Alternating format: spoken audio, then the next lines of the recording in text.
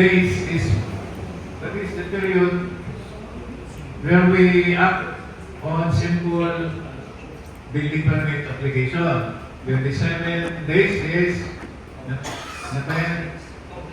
complex. And then 20 days is for the highly technical. But then, observe me,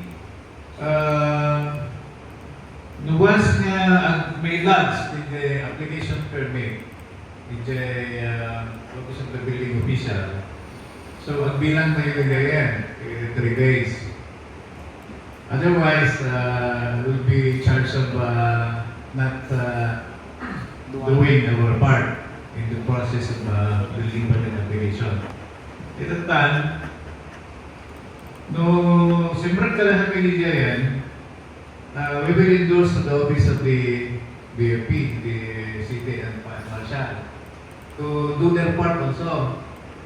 So, to make sure that we can implement the 3-day process rule. So, masabol na aksyonan ni BFP, DJ endorsement ni nga mountain kayo ni FC. So, kasama tayo kung ano yun ito mga partners ng BFP. How do you, what is the fastest, what is the legal period na pana-action nyo ni DFC?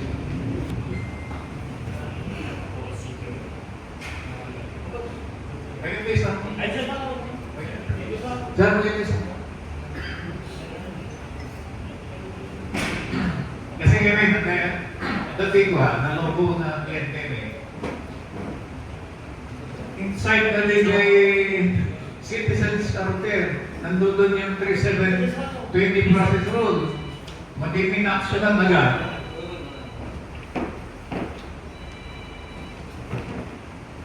So, nagbayad din pinagpabayad ko siya. So, online. So, medyo butihan pa yung ako ngayon na knowledgeable ng mga computer literate, digiti praktikal. Sumapit na rin hindi ako sa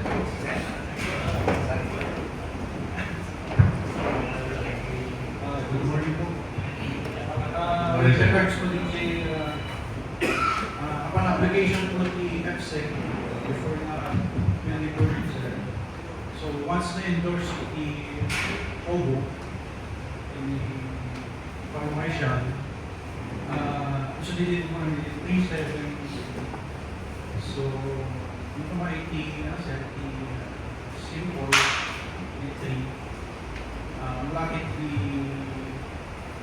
compliant din siya submit ng the team answer, ang may pagpabot din 3 days. Kung sumerital ka, nabigyan ka i-range din mo. So, unless violation of DT, so di mo namin notice of this application.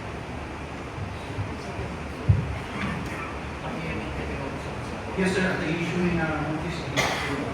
So, habang i-apply ka, kami na i-release din, fire safety evacuation. So, okay sige sir. No, ako di problema, dire-diretso. Di problema, no, DJ, handa makabayad hindi portal, pero na portal ng mga BFP. So, di lang kayo magkilami na magkipinag, susundin mo man DJ, nag-impringan din na kailangan, hindi ka na masurutan. So, dapat may yung timeline, at yung opisina ko, unless, hanggang follow up hindi na ituloy mamontay ng kas dahil okay lang. So, hindi kayo pinag-ibayad yun yung saan yun,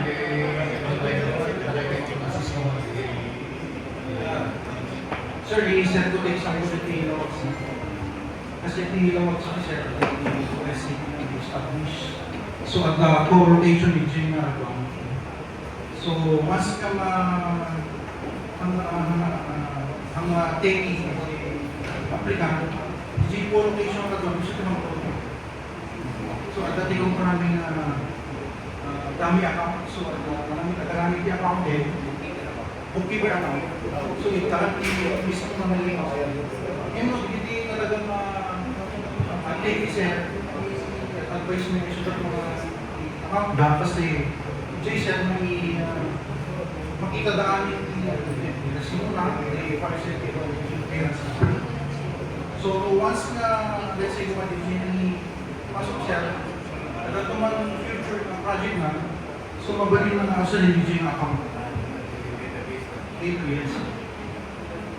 So, in addition sir, yung co-location na nagkaroon ng change City Hall, so once nga pinasok na yung University August sir, na kulungan naman i-upload it, then alayin din si co-location ng mga groups, then review as upon review. Kung upon review, compliant tayo din sir, i-release na lang. Together with DJ Blueprints, they have copy. When sir, kasi yun sir, once na, although the DJ uploaded documents sir, kailangan pa na DJ Blueprints kasi pagkailangan sa lahat.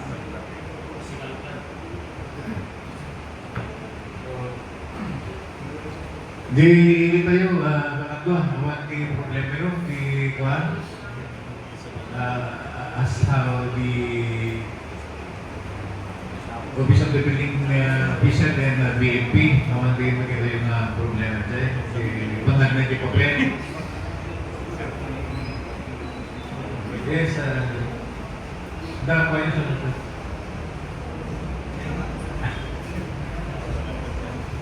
So, dati namin ito malikilikan tayo pinabasol. Pinabasol tayo ng kung naging ganito yung parte. Kasi once nga naka-check-in, di papeles, di Office of the Building Official, accounting tayo ng pwede, action. Excluded.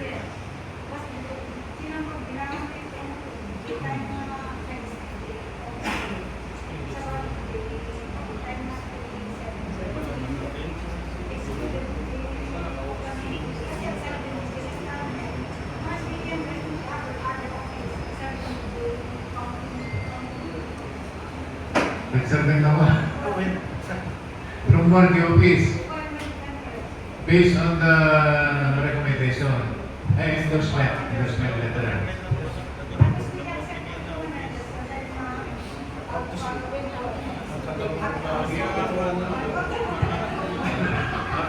Sir, isang additional Yes, sir. Yes, sir. SDG ko ni Mark, sir, na once ka compliance naman namin, may stick din kanya. Kami may emergency mga kami compliance. Saan ko, back to zero ang nila. So, thank you, sir. Dapat concern na yung may layong as to the action of applications.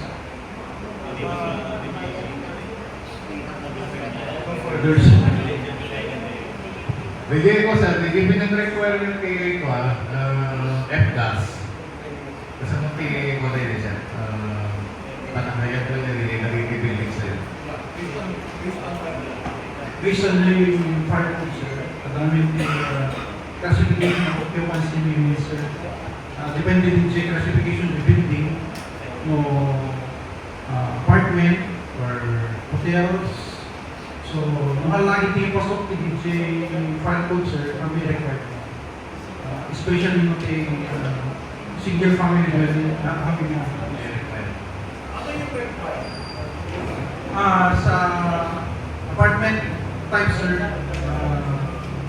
pag nag-exit siya ng 13 units, doon lang po siya magkaano ng 13 units, 13 doors. Regardless kung ilang storage.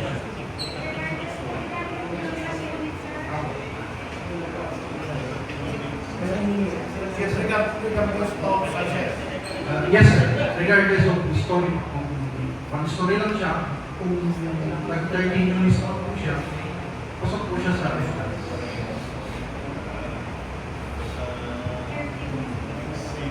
Certain dwelling units.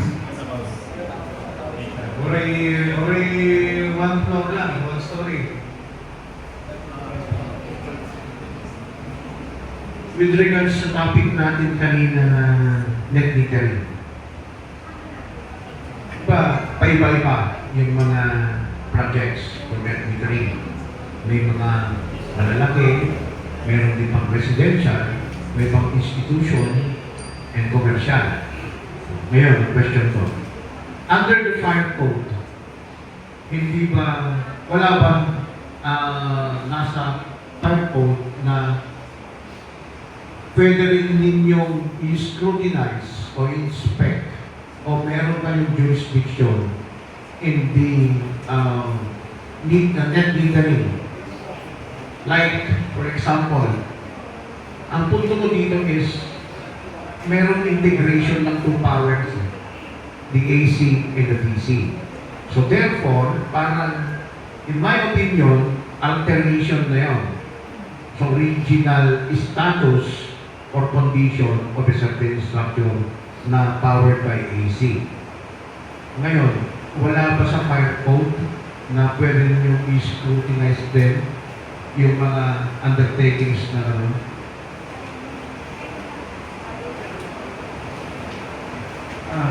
Thank you for that question, sir.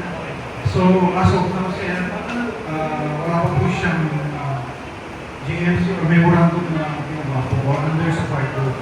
Pero pwede rin po siyang i-propose na collaborative our national agency po para yung mga technical going para isali po.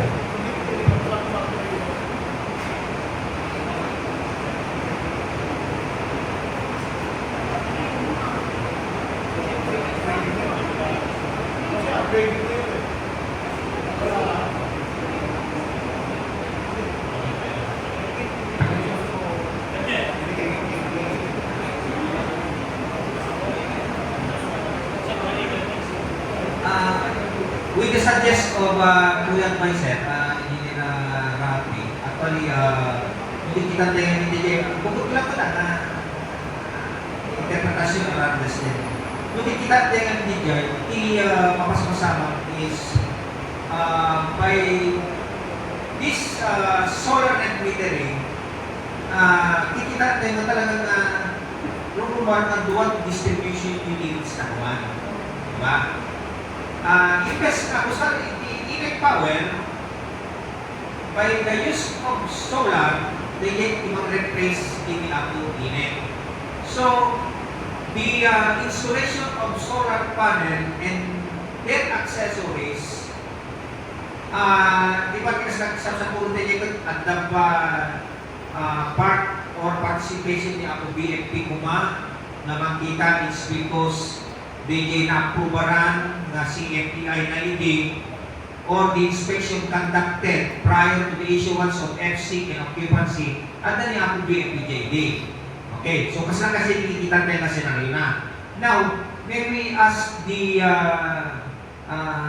technical person from INEC know what is the actual installation from the ma-produce ng current from the solar cell to the mapangkaligay load side nung kapag yung metering point.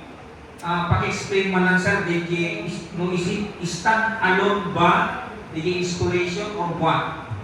Taanong malawlawagan padang obo? Actually, ada kami talong application ni solar plant. So, grid tie, hybrid and half-grid. Half-grid, dapat tawan ni propagated lines ni INE. And naging na siguro mo dahil cobra ni customer, mas nananisin na nga off-grid na tayo sunan.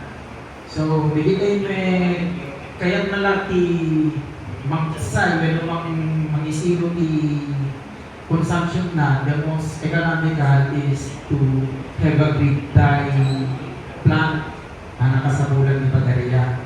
That will hybrid ni bagbagada, it possesses both of grid and grid tie. So, in case of the inline system is healthy when the normal condition, di talaga ma-plaster na din say ma-produce the inverter is directly naka-handshake when naka-parallel in init. They are working hand in hand.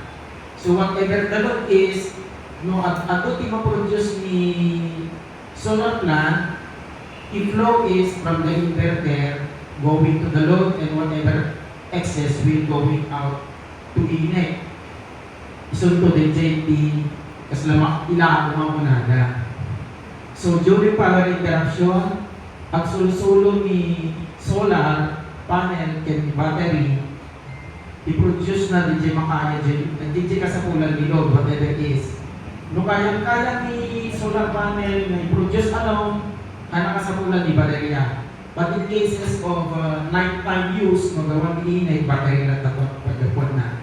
Battery, inverter, then inverter make it DC to AC to be ready to use DJ household. Kasi lang tikuhan na sir. No, detayhan nga naka-applicate iso na tinet metering.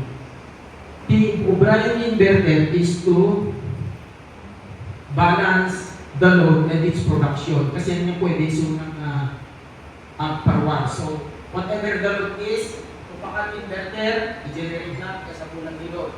Without exceeding na may parang i-export iso na. Because they generate metro get nakabias iso na forward.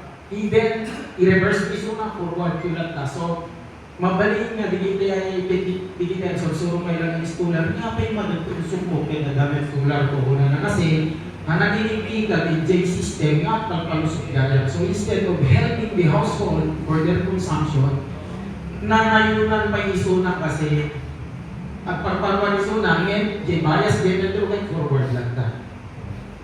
Isong na digiti kayat ng usap na DJ full capacity of the solar plant, masapol ang palit meter iso na kasi nuhaan man he has to install storage battery enough to charge DJ when the DJ mag-usap na ma-maximize DJ solar potential. Kasi sayang. Kasi once na i-provide na dyan load, nawag baterya na nag-stop DJ solar plant, i-produce na lang di existing load. Like, 1 kilowatt lang ka sa kulang, pero the generation na kung makaya na 5 kilowatt, import in na di 4 kilowatt. So, sayang. Kasi lang.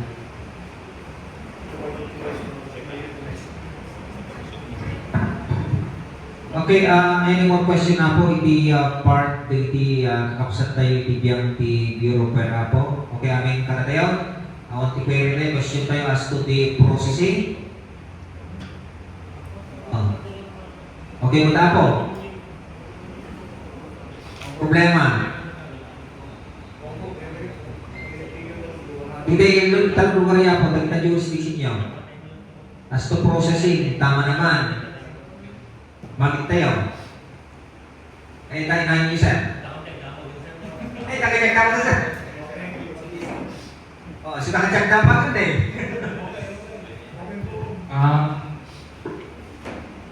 Consensus dari grup mo yung sir ay damagog sir damagog man lang no di ba uniformity pagsasaritaan pero no signo kanya yung mga munisipyo ti agis issue ti occupancy permit without DJ occupancy permit SIC for occupancy permit nga gabo kanya.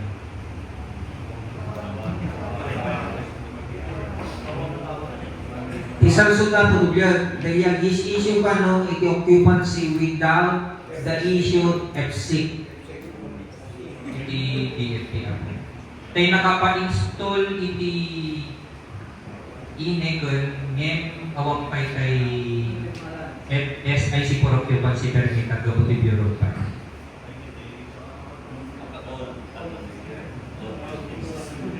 nagreact. Siya nagreact. For clarificatory, sir, what if the scenario is for testing and commissioning?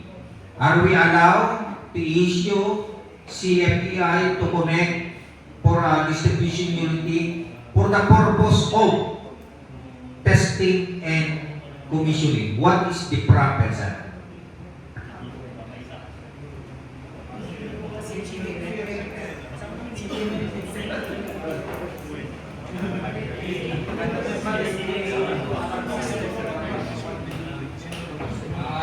Tingnan ko sir,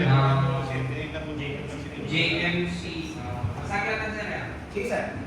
Following 2018 JMC as amended, certificates or clearances from utility companies shall be secured after the issuance of the certificate of occupancy and shall not be considered as a requirement for the issuance of said certificate. Paki-expound mo si sir, hindi nyo rin na... JMC BFP, sir, or... 2021-01 series 2021. Ano nga section, sir? Yung page na lang lang sir. Sige, sir, page, sir. 22 sir.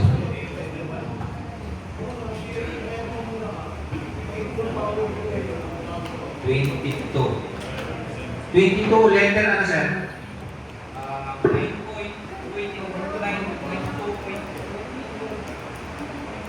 Okay, sir. 9.2.2.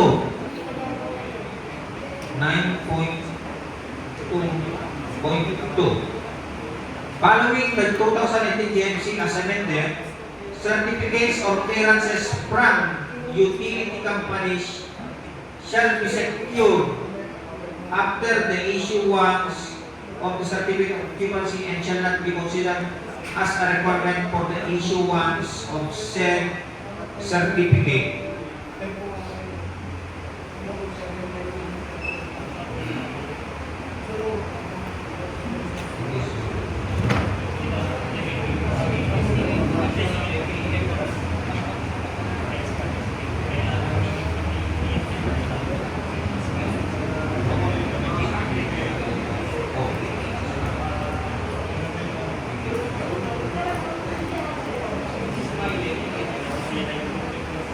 Paki-expound mo sir, kasi nakuha siya, pinamawat na daw. Dublihan pa sana, nakakado na dito tayo ng exploration ng ating DFA. Following the 2018 GMC as amended, certificates or clearances from utility companies shall be secured after the issuance of the certificate of occupancy and shall not be considered as a requirement for the issuance of said certificate. Pakilawlaw man na ba sir, in a simple term. Nung kasi lang kami mas pasabi rin, isa ito makukuhatang mo. Kasi lang umupo natin ng mga nagtikiran sa BFP. Di ba sir? Sa kwenta yung mag-occupancy, dapat pumayag niya ni BFP sir. Ano ba mga siya sir? Hindi mo gusto na sir. Nung kami pasamot sir, at dadalawin dito, municipality na napanaknot sir, nga natapanan yung tininig hanggang awang pa'y handamot pa'y yung mga nanganap yung occupancy permit niya ni BFP. Natapan ni Inegol. Yes, sir. Data di kami, sir. At ang may napansin mo yung uniformity nito. Okay, yes, sir.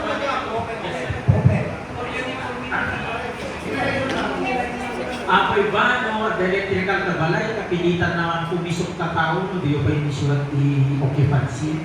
Kasi kung na namin yung building ko, sir. Before mo i-occupy the building, dapat mga occupancy permit the building, office of the renovation. Sir, at naman, di kayo makikita in-occupy na mostly may dapat government na kapatid. Well, sir. At taka kami pinipita, ano ba, hindi kasi lang mapaspas sa akin, kasi lang nakapabada. Kasi sir, di yan ang tipo. Pagbalinin nyo, Mervin nga, deterrent block ni Irene, tatlo no na piso ka, di ba? Where in fact, you have the power nga, baga yung mga matitiyak kasi yung principal sa permit mo eh. Kapag ganun ka, electrical na, makikita lang ang pasok na. Kasi rin ako, ni Juan de la Cruz ay talagang dote kaya mabalin na nabang balayan. Kasi talagang tinalak hindi balay na. Awan sa bali ka paparamnan na padalaroon na nakurapay. Ito tanang palater, awan magpiman budget na pa yun correct. Muli pa yung pamilya dito, may budget na. Nung dapat maliliman ako yung personal na problema na kaya, kapilitan na maging legal kung natin ang tatan. Ito tinili mo yung building official, hanapin man dapat nag-comply. Nung dapat ako sa nagigan isuna, nakakamapan malawag, pakulit ini. Di ba ba ako kasama pa kaya nagkita ako, kasi ko naman siya, mapalimlegan kayo ko na, di ba mapanilitan, nagawang pa yung yung pansin. Nung nakita ko yung sitwasyon kita ko, papanag na naroon. Papanag ka ko ang motor ni Tarwan. One example is, they are not in good terms with his in-laws or her in-laws. Kapilitan may maraming matikas dyan. Hindi yung sitwasyon na ako na diyan mo, no, kasunod din pinagtatag tayo dito, maybe more in humanitarian consideration, siguro kasi papanag na. Kasi we cannot actually, this is my point of view, we cannot actually in total, word by word, follow the provision of the code. Wala na naman tagduman, hindi kami na President. Sometimes we have to bend the law. Yes, yan. Another, for institutional facilities, I have to tell this kasi ginawa namin when I was still with the NSU. When I was still with service. Gumawa na kami ng school building. Yung enrollment ng NSU, sobra sa capacity ng mga classrooms. Wala kami magawa. Kailangan pa namin yung kasi walang pagtutulungan ng mga professors. To admit it, yung isang bagong building sa NSU Dimas Campus. Tinanong kasi sa akin, engineer, pwede ko wala kasing classrooms namin. Eh sabi ko, sige, pumunta na kayo, kami na ang seralo, yung ML. So those are the situations na kung minsan, although sinasabi natin na the end does not justify the things, pero nasa, kasi yan eh, nasa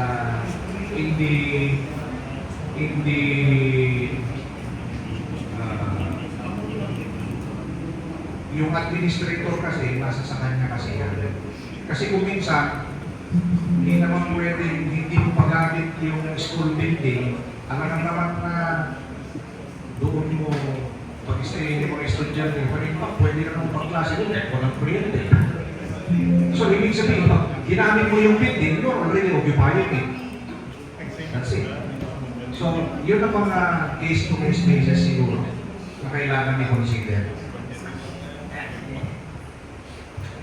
Kaya ko lang i-clear dito na iba kita.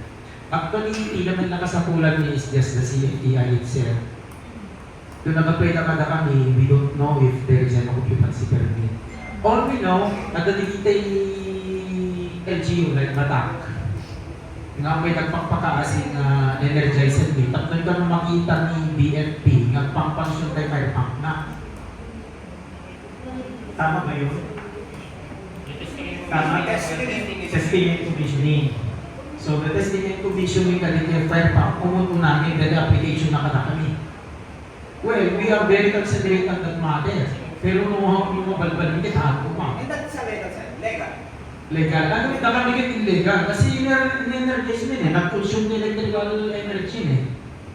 So tingong po namin kung baliktad ito yung chicken eh. O pa rin yung baliktad yung sunahan pala pumaspasok eh.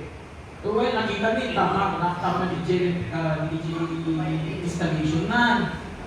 Kapag yung mga hindi pwede i-furgo, kahit kasamulan yung tubig, tinig-tinig lang, kung nag-testing kayo.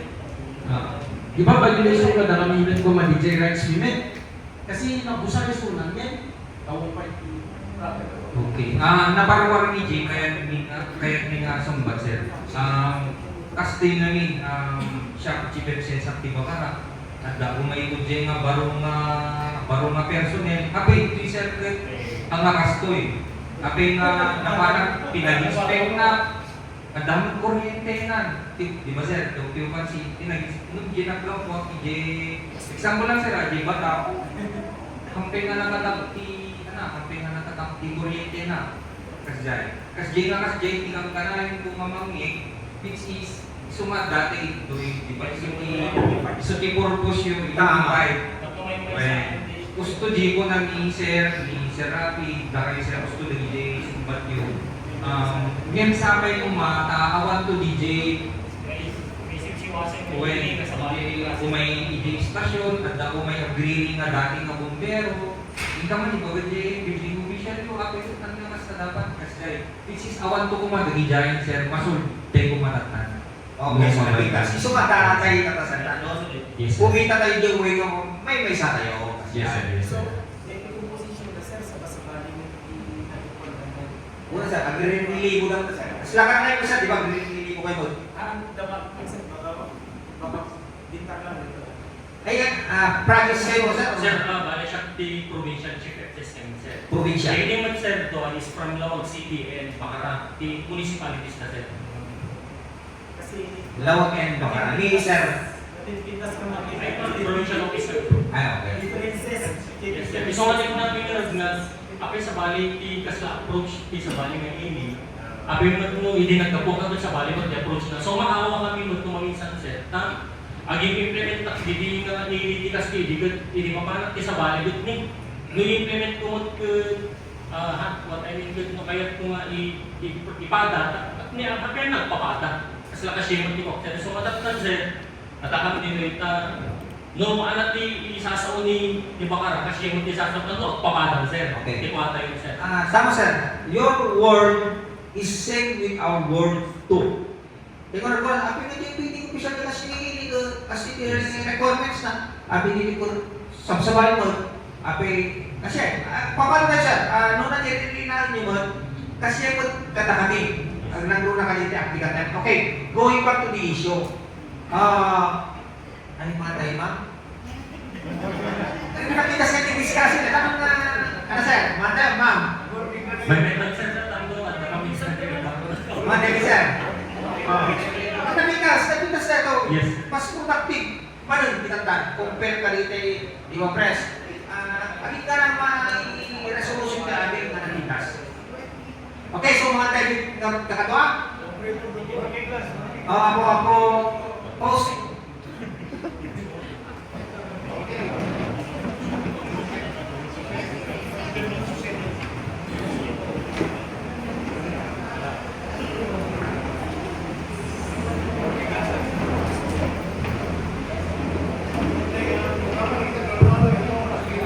Karalang kay nga rin kakagsan. Bendito ken managparabor uray nga Diyos ni madaydayaw ken itantanong takao apo iti. Kinaimbang mo kada kami, tauray man pa'y apo nga kastoy ti tiyempo ken at kami nga nasalunad ito'y ini nga bintar. Lord God, si kakadio apo iti. Mangaywan sa tunggal may sakada kami, mangipakaawat kadagiti lesson nga hinda tarindong entatnon na ornos met apo iti paglepasan din nga seminar. Then Lord God, tagibigad nga foods, ingkam lang amen, si kakadiu apo iti mangteti, kiren ken pigsa sa tunggal may sakada kami. Ken Lord God, dagiti nabuspos nga bannog ken kwarta ket si kakadiu apo iti mangidoble, mangitriple nga mangipasudli. Ken Lord God, dagiti dilawan ni babaen di napatay nga nagan ken apo ni. Amen.